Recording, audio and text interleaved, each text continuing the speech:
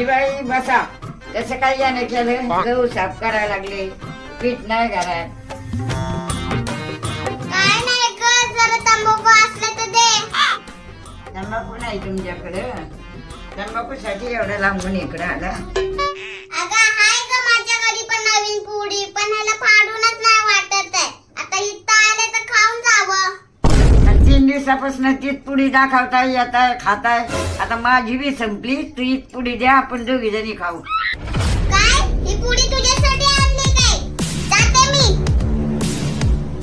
हीच पुडी मला 8 दिवस राहील. कमाल राहायची.